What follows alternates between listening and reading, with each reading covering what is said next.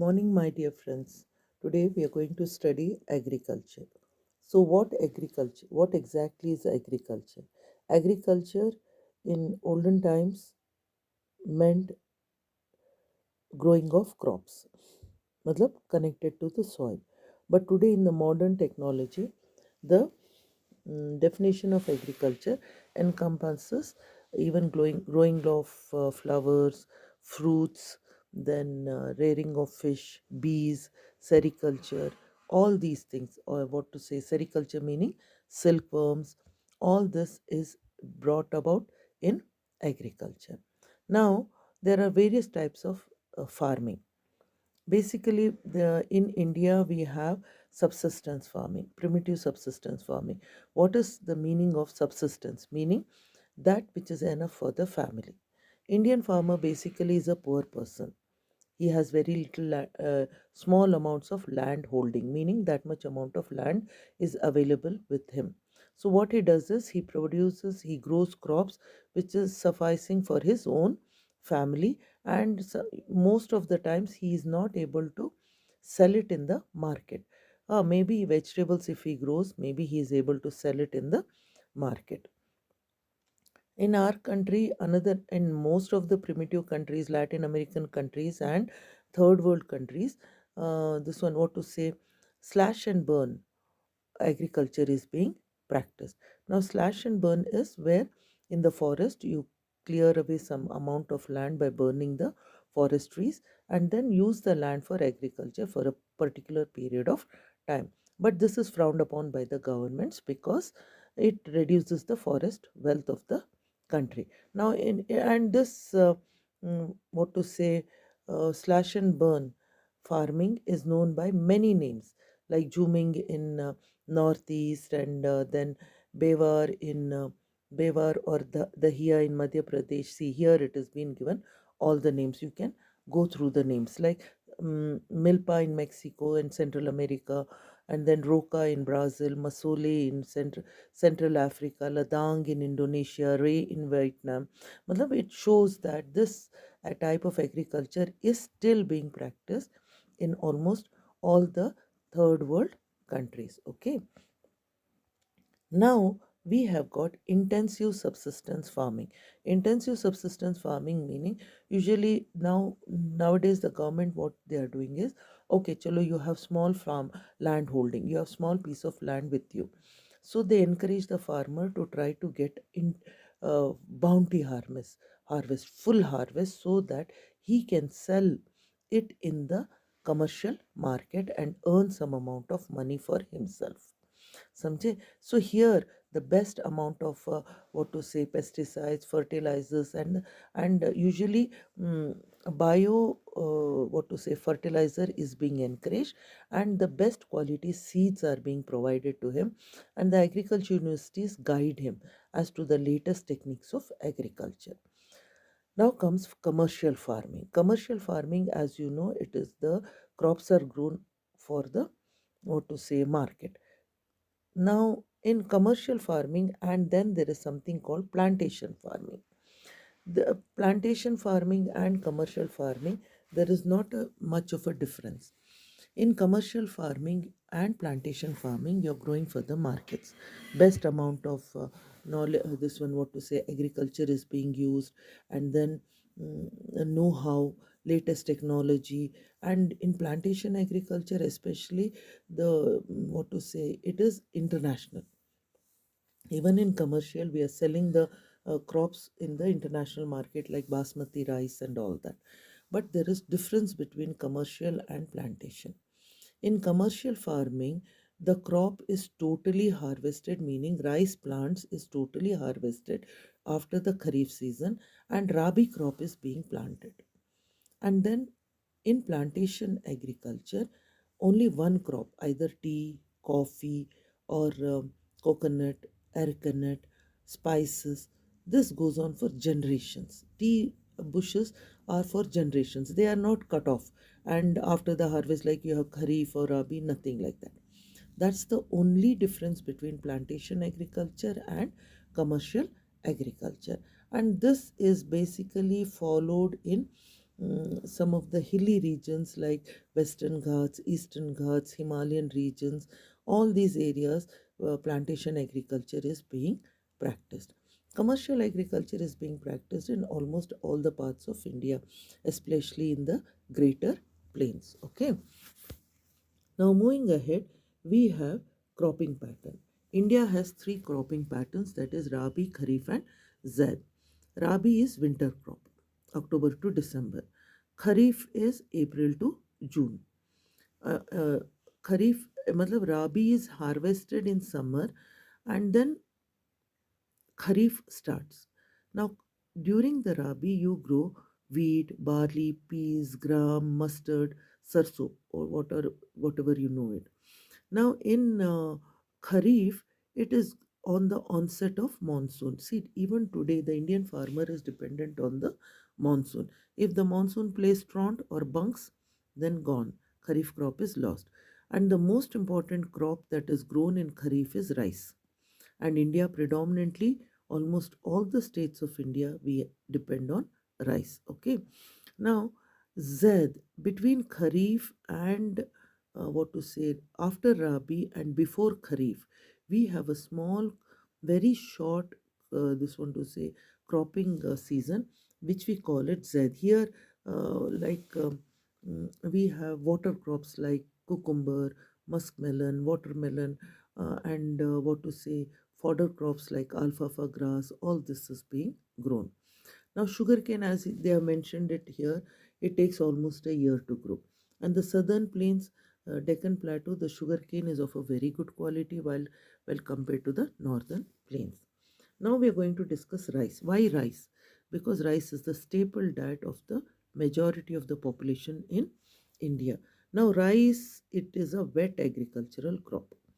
It needs about 25 degrees centigrade, high humidity, rainfall about 10 centimeters. These are the important points. And it needs rich alluvial soil, clay soil, which can hold the saplings together. At the time of harvesting, there should be no rain because then the rice crop falls down and the whole harvest is lost. And but in areas where we have less rainfall and where we have what to say, like peninsular plateau, where the rivers go almost dry during the summer and wait for the monsoon, there irrigation, artificial irrigation is being practiced because in Deccan Plateau we have lots of what to say, multi-river valley projects. So their rice is being cultivated because of the conservation of the waters. Okay. Now see, if you look at the map, only in the central part, Rajasthan, central part of the Deccan Plateau, rice is not being grown. Halanki, even in Kashmir, most of the areas, rice is being grown. Now, if you look in the Himalayan regions, rice is not being grown. Others, rice is being grown in almost all the parts of the country. So you can remember that. Wheat, it is the most important crop, especially in the northern part of the country, northwestern part of the country. It is basically a rabi crop. It needs 50 to 75 centimeters of rainfall, and it is grown basically in the Ganga Satluj plains and black soil regions of Deccan and all that.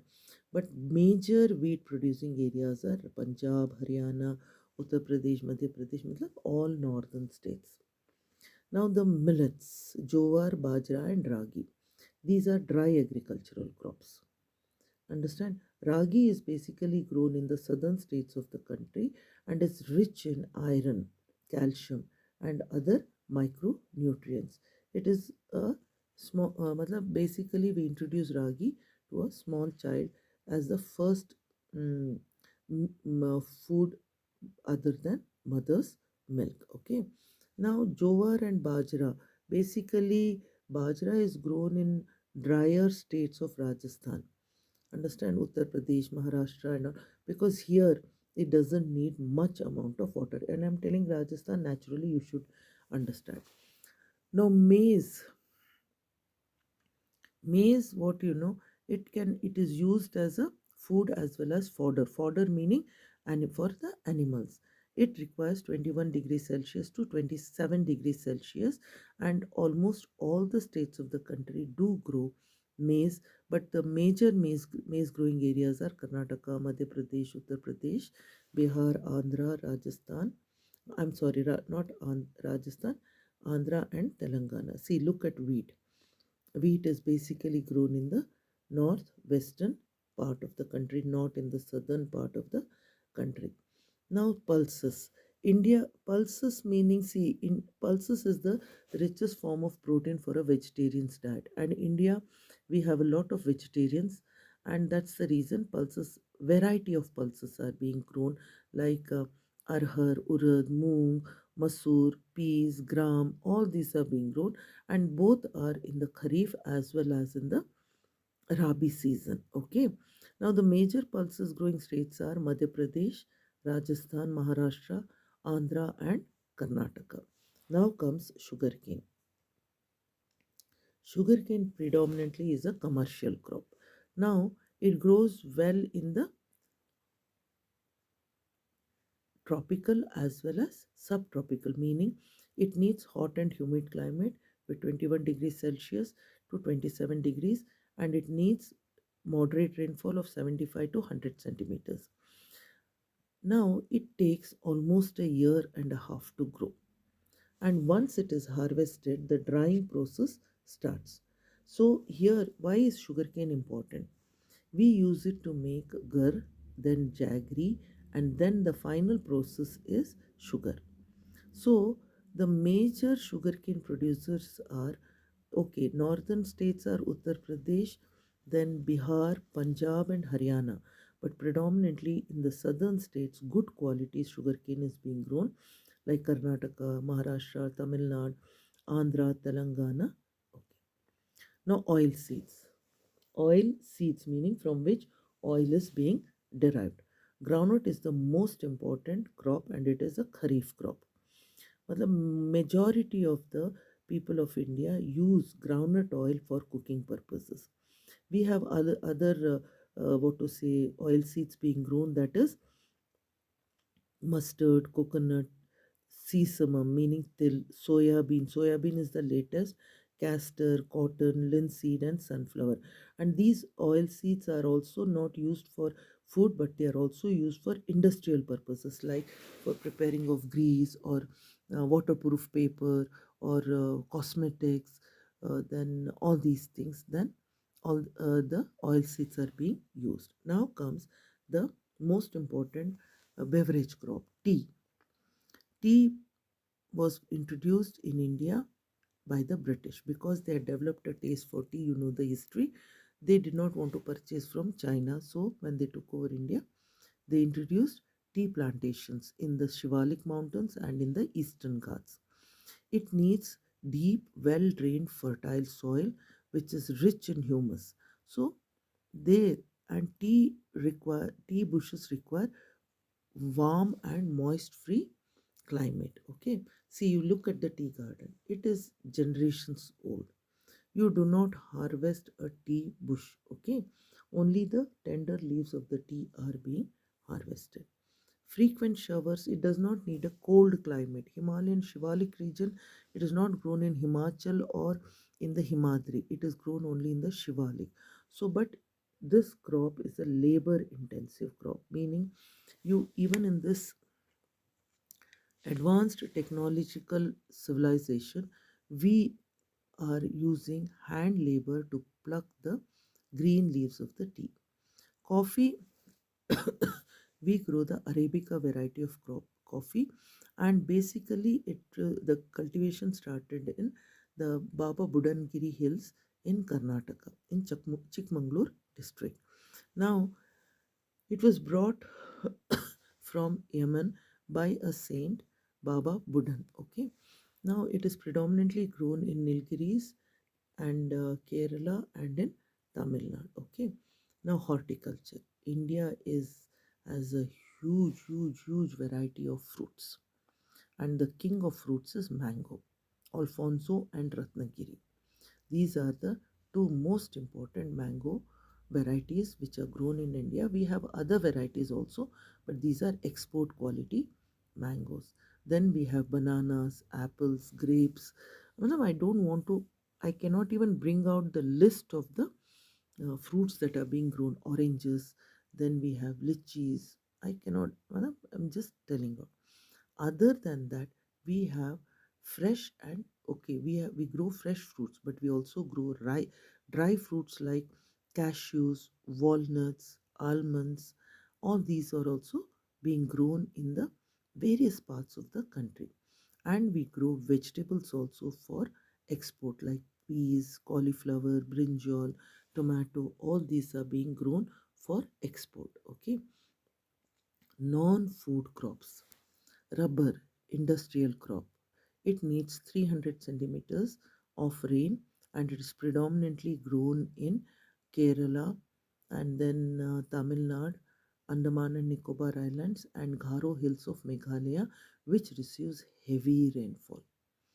Now comes the king of fiber crops, that is cotton. You know very well, cotton was being exported from our country all over the world. And look at the cotton crop. That's what I said, na? Cotton.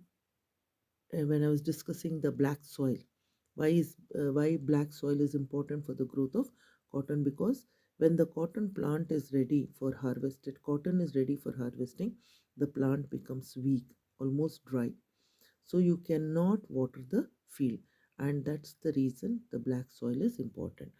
Cotton requires 210 frost free days. Frost free meaning there should be no amount of moisture in the air.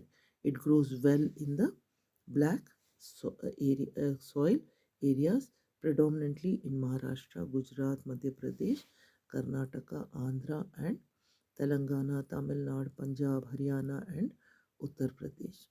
Cotton is being grown in almost all the parts of our country, but most importantly in the areas of black soil. Jute, we call it the golden fiber because when we process the jute, the golden fiber is shown. And prior to the Second World War, India, we were not divided, India, Bangladesh, I should say. We were the monopoly for supplying of jute products all over the world. But then the synthetic fiber has created competition for jute, though the government is now encouraging the use of jute for making of fashion bags, then ropes, carpets, basically, and the fashionable items other than gunny bags also. Now, see, India is predominantly an agro-based country.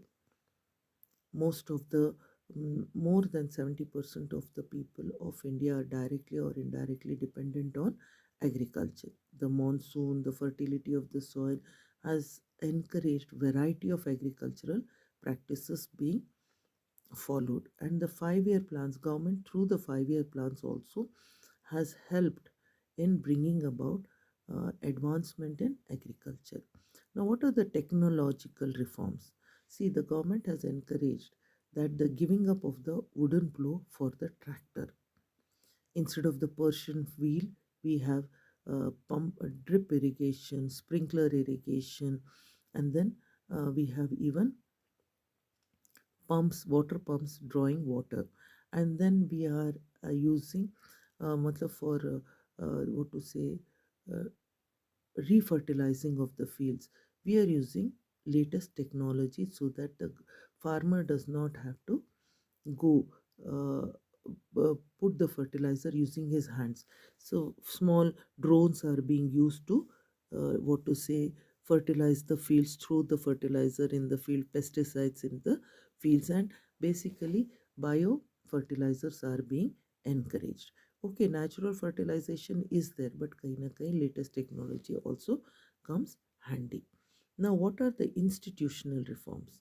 Institutional reforms. See, agriculture, insurance, crop insurance was not available because of the what to say, natural calamities. But now the government has encouraged what to say, crop insurance and other farm insurance so that the farmer stays safe. Then we have the Kisan credit card. He can purchase seeds and fertilizers, pesticides on credit card. Then we have the government, like the radio, Doordarshan, giving the latest know-how of the development in agriculture and even the prices of the crops available in various cities, metro cities, so that the middlemen can not cheat the farmer. Programs and uh, agriculture universities in various states help the farmers at the ground level with the latest technologies. Okay.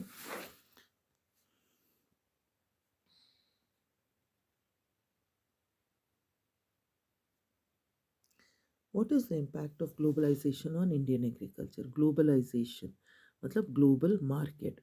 Because of globalization, Indian government has encouraged the farmer. Because see, Indian farmer has very small land holding.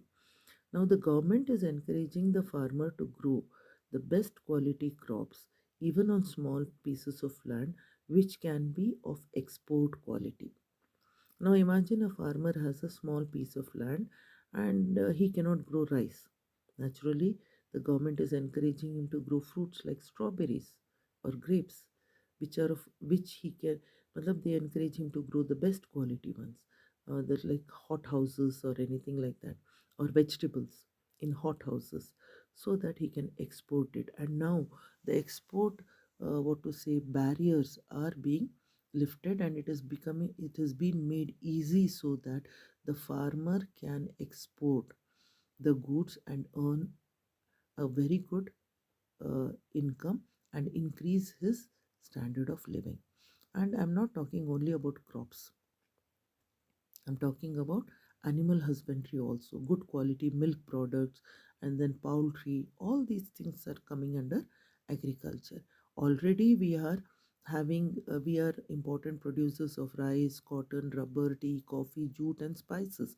But then even today, see spices, jute, other countries are also manufacturing, and that to good quality.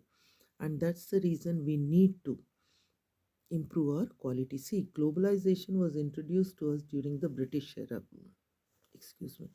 During the British era, where the British introduced us to global markets. Okay, we had global markets, but the real global markets were started during the British era, and most of our products were sold in the global markets.